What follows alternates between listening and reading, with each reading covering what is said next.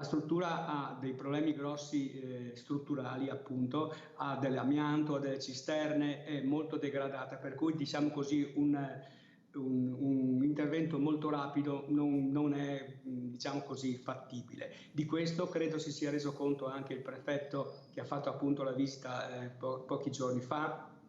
Credo che si sia reso conto, è chiaro che non posso entrare nella sua testa. Quello che posso dire è che noi abbiamo consegnato appunto al prefetto un piccolo dossier in cui esplicavamo tutte le nostre perplessità per quanto riguarda la scelta sul sito della Vinicio Lago, e il prefetto mi ha assicurato che l'avrebbe diciamo, spedito al Ministero degli Interni. In questo momento la mia impressione è che la pressione sulla realizzazione dello spot si sia un pochino raffreddata, e speriamo che si spenga veramente questa voglia di fare quello spot alla Vinicio Lago.